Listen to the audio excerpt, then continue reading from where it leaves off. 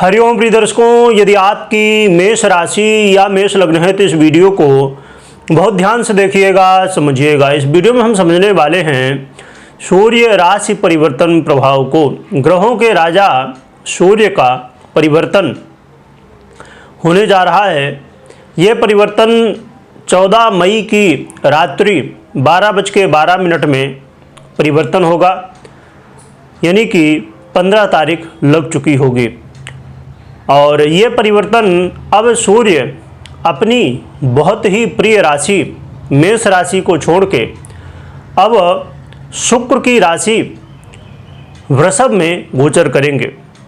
तो वृषभ में गोचर करते हुए क्या कैसा फल देंगे, इसे हम विस्तार से जानेंगे। परंतु उससे पहले मैं एक महत्वपूर्ण सूचना दे दूं। यदि आप हमारे साथ जुड़ के पैसा कमाना चाहते हैं तो आप दिए हुए नंबर पे व्हाट्सएप में मैसेज करके और संपूर्ण जानकारी प्राप्त कर सकते हैं। तो सूर्य राशि परिवर्तन प्रभाव की हम बात करें तो ये जो परिवर्तन है ये पूरे 1 महीने के लिए है। सूर्य जब 15 मई को ये अपना परिवर्तन करेंगे 14 मई की रात्रि में, तो आने वाले 1 महीने तक यहीं पर गोचर करेंगे वृषभ राशि पर। परंतु 23 मई से बुध भी आ जाएंगे यहाँ पर, जिससे कि बुधादित्य योग का निर्माण हो जाएगा। जो कि आप जानते हैं कि बुधादित्य योग बहुत ही महत्वपूर्ण योग है और गोचर में अक्सर ये बनता भी रहता है, क्योंकि सूर्य और बुध ये दोनों लगभग ज़्यादातर आसपास ही होते हैं, इनकी युति होती रहती है। परंतु योग अलग अलग स्थितियों में अलग अलग प्रभाव देते हैं। जैसे अब हम इस योग की बात करें तो सूर्य का शुक्र की राशि में गोचर करना और बुध का शुक्र की राशि में गोचर करना, इन दोनों ग्रहों के अपने अलग अलग प्रभाव हैं। जो कि जब शुक्र और सूर्य की युति होती है तो ये बड़ा ही दिव्य योग बनता है। परंतु यहाँ पर वृषभ में गोचर करना सूर्य का शुक्र की राशि पर उतना श्रेष्ठ नहीं माना जाता है, क्योंकि बुध का गोचर करना यहाँ ठीक कहा जाएगा। और यहाँ पर जो बुधादित्य योग है, यही देखिए और भी कई रीजन इसके पीछे होते हैं। जब हमें अलग अलग योगों के अलग अलग फल प्राप्त होते हैं, कई बार एक ही योग के अलग फल प्राप्त होते हैं। अब जैसे देखा जाए कि सूर्य और बुध दोनों होंगे तो वृषभ में 23 तारीख को बुध भी आ जाएंगे और 23 से लेके 6 जून तक रहेंगे। तो ये जो बुधादित्य योग रहेगा 6 जून तक रहेगा। परंतु जो युति है राशि वाइज तो हो जाएगी, परंतु अंशात्मक जो युति है वो 30 मई को होगी। यानी कि बुध और सूर्य ये दोनों एक साथ अंशात्मक रूप में जब युति करेंगे वो 30 मई की तारीख होगी। तो 30 मई की तारीख बहुत महत्वपूर्ण है। परंतु इसमें यदि आप नक्षत्र को देखेंगे तो जब 23 तारीख को बुध आएंगे कहाँ पर, वृषभ पर, तो ये जो वृषभ राशि है इसके अंतर्गत जो नक्षत्र आते हैं तो कृतिका, रोहिणी और मृगशिरा। कृतिका के जो है तो 3 चरण और रोहिणी के 4 चरण और मृगशिरा के 2 चरण स्टार्टिंग के जो होते हैं, तो ये 9 चरण।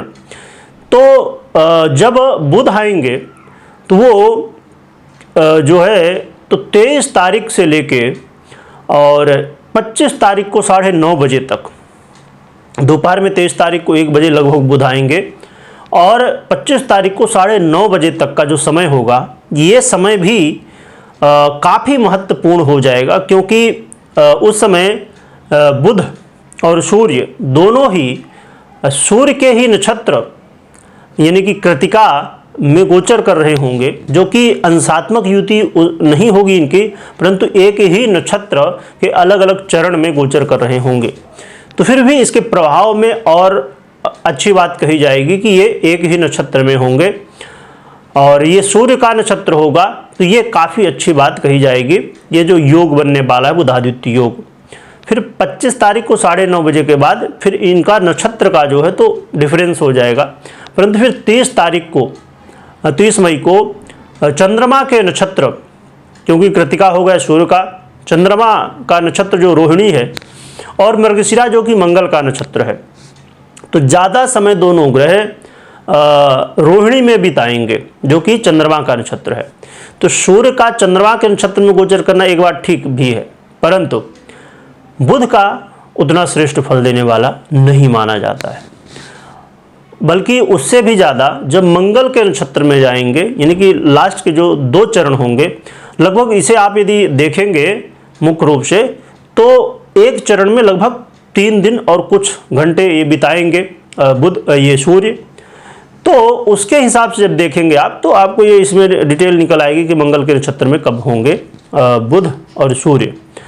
तो ये भी अपना अलग अलग प्रभाव होगा, जो कि यहाँ पर हम राशि वाइज समझ रहे हैं, थोड़ा नक्षत्र को भी ऐड करेंगे, क्योंकि नक्षत्र में भी आगे चल के समझेंगे, पर यदि अभी इसमें हम नहीं ऐड कर रहे हैं क्योंकि बहुत लंबी वीडियो हो जाएगी। चलिए, मुझे लगता है कि जो ये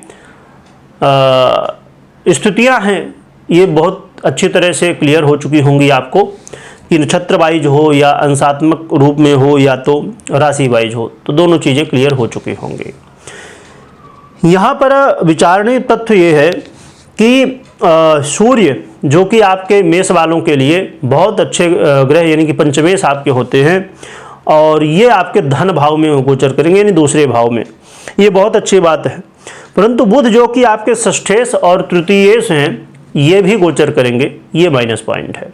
तो क्या कैसा प्रभाव होगा, जिसे हम आइए समझ लेते हैं। प्रिय दर्शकों, ये जो गोचर काल है ये आपको धन लाभ कराने वाला और आपके अस्थाई धन में खासकर वृद्धि कराने वाला होगा। जो धन लाभ होने वाला है तो वो ऐसा धन लाभ जो अस्थाई रूप में हो, जैसे अब हम प्रॉपर्टी की बात करें या कोई भी और भी ऐसी चीज़ें हमारे पास होती हैं, वो अस्थाई धन में आती हैं। जैसे आप महीने का महीना कमा रहे हैं, या आप बिजनेस करते हैं तो वो हर दिन का कमा रही है, जो भी जैसा रहता सिस्टम सब में अलग अलग, तो वो एक अस्थाई धन नहीं है, वो अस्थाई धन है। तो ये अस्थाई धन जो है, प्रॉपर्टी वगैरह, सोना चांदी और भी ऐसे बहुत सारी चीज़ें जो कि अस्थाई धन में आती हैं, तो अस्थाई धन की वृद्धि होगी, इसमें लाभ आपको देखने को इस समय मिलेगा।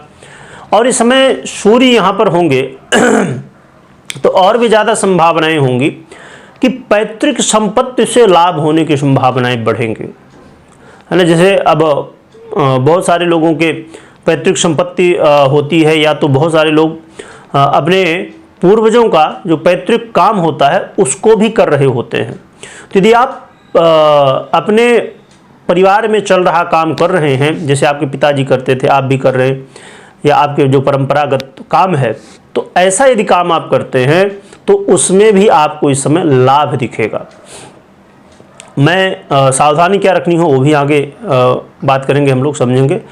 तो ये लाभ की स्थिति है। इसके अलावा बुध यहाँ पर जब होंगे तो जो मैंने बताया 23 तारीख से लेकर 25 तारीख को 9:30 बजे तक का समय, ये समय काफ़ी अच्छा होगा उन लोगों के लिए जो लोग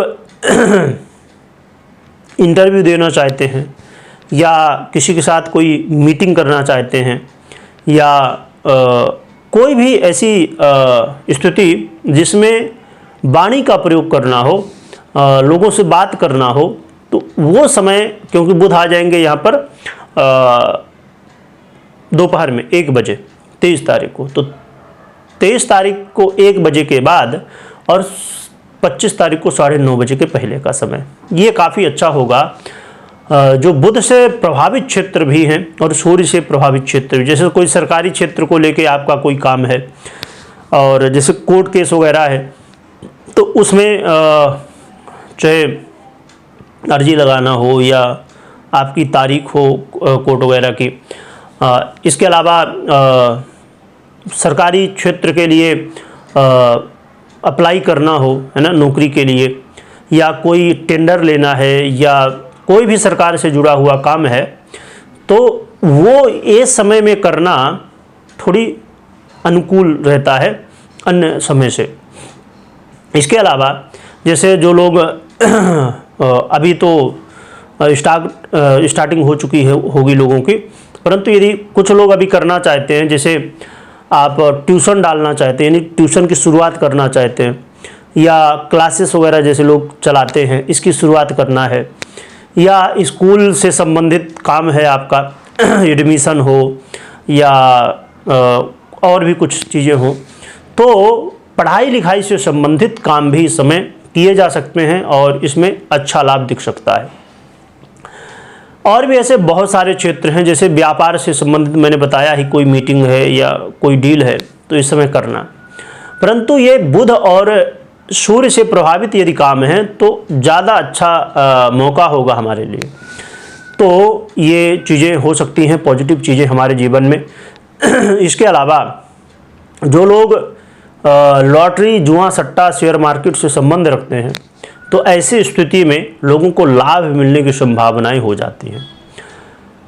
परंतु मैं हमेशा कहा करता हूं कि लॉटरी, जुआ, सट्टा, शेयर मार्केट इत्यादि और भी ये क्षेत्र बहुत रिस्क के होते हैं, तो इनमें आपको बहुत जान समझ के किसी जानकार व्यक्ति की सलाह लेके, अपनी कुंडलियों के ग्रह स्थितियों को भी देख के और फिर हमें निर्णय लेना चाहिए। तो देखा जाए तो ये बुध और सूर्य का गोचर काल काफ़ी महत्वपूर्ण है, परंतु इसको जैसे मैंने बताया कि कुछ माइनस पॉइंट भी हैं। यहाँ पर कई बार आप जल्दबाजी करेंगे, बुध आपके तृतीय से हैं और ये जल्दबाजी करवाएंगे, और यहाँ पर जल्दबाजी में कई बार आप ऐसा बोल जाएंगे या ऐसा निर्णय लेंगे जो कि खासकर ये चीज़ें जब मंगल के नक्षत्र में बुध गोचर कर रहे होंगे या चंद्रमा के नक्षत्र में भी कर रहे होंगे तो उस समय भी ये गलतियां हो सकती हैं आपसे। जब सूर्य के नक्षत्र में उस समय गलती होने की कम संभावनाएं हैं, परंतु वहाँ पर सूर्य के हिसाब से माइनस पॉइंट होगा जो कि बुध के हिसाब से प्लस पॉइंट है। तो इसीलिए खासकर जब बुध इनके नक्षत्र में, चंद्रमा और मंगल के नक्षत्र में होंगे, और खासकर जब मंगल के नक्षत्र में होंगे तब और भी विशेष रूप से आपको सावधान रहना होगा कि आप कोई भी निर्णय लें तो जल्दबाजी बिल्कुल भी ना करें और सोच समझ के निर्णय लें। इसके अलावा किसी को कुछ बोल भी रहे तो वहाँ पर भी सावधानी रखें। और जब ऐसी स्थिति में होंगे बुध, तो उस समय आप यात्रा में भी सतर्कता बरतिएगा, या आप लॉटरी, जुआ, सट्टा, शेयर मार्केट से जुड़े हुए हैं वहाँ भी काफ़ी सतर्कता आप बरतिएगा, तो ये आपके लिए अच्छा रहने वाला है। और ख़ासकर यदि प्रॉपर्टीज, जैसे मैंने कहा कि पैतृक संपत्ति से संबंधित लाभ हो सकता है, तो जब खासकर मंगल के नक्षत्र में होंगे उस समय बिल्कुल भी आपको पैतृक संपत्ति से संबंधित काम नहीं करना चाहिए, क्योंकि ऐसी स्थिति में बुध की जो स्थिति है वो कहीं ना कहीं हमारे लिए निगेटिव हो सकती है ना। तो आपको इन चीज़ों का ध्यान रखना है। और मैं फिर से बता दूं हमेशा की तरह कि कभी भी कोई भी निर्णय आपको लेना है तो आपको पर्सनल कुंडली विश्लेषण के बाद ही निर्णय लेना चाहिए। जैसे आपने मुझसे सुना ये गोचर के आधार पे है, तो आपको अपनी कुंडली को भी देखना चाहिए या तो दिखाना चाहिए, उसके बाद ही निर्णय लेना चाहिए। रही बात कि उपाय क्या करें जिससे हमें अच्छे परिणाम मिले, तो इसके लिए एक तो भगवान सूर्य को अर्घ्य दीजिए और भगवान गणपति की आराधना करिए। इससे आपके जीवन में आ रही समस्याएं दूर होंगी और आपको अच्छे परिणाम देखने को मिलेंगे। और आप यदि अपने जीवन में हमेशा कल्याण चाहते हैं तो ऐसी स्थिति में जो सूर्य का ये परिवर्तन है, और ये हमेशा के लिए उपाय होता, मैं पहले भी कई बार बता चुका हूँ, संभव जो पुराने दर्शक हो जानते हैं, कि आप हमेशा कोशिश करें कि अपनी दिनचर्या को बेहतर बनाइए। प्रातःकाल सुबह जितना जल्दी हो सके तो उठने की कोशिश करिए। तो ये नियम जो कि बहुत छोटा लगता है और हाँ कई बार लोगों को मुश्किल भी होती है, परंतु ये लाभ बहुत देता है। अपनी दिनचर्या को एक बेहतर स्थिति बनाना, अपनी दिनचर्या को प्रॉपर मैनेज करना और सुबह जल्दी उठना। हाँ, अब कुछ उन लोगों के लिए थोड़ी मुश्किल होती है ये चीज़ें जो लोग रात में ही काम करते हैं, क्योंकि आज के समय में कुछ लोगों का काम रात में ही होता है, तो उनकी मजबूरी होती है दिन में सोना। तो उनके लिए ये चीज़ें जो कि प्रभावित करती हैं, परंतु अब उनकी मजबूरी है तो कुछ कर नहीं सकते। पर हमें जो पहले जो सिस्टम था हमारा, तो इसीलिए था कि भैया रात में सो और दिन में जगो, अपना काम धाम करो। तो ये चीज़ें यहाँ पर आप ध्यान रखते हैं तो और भी अच्छा आपके लिए रहने वाला है।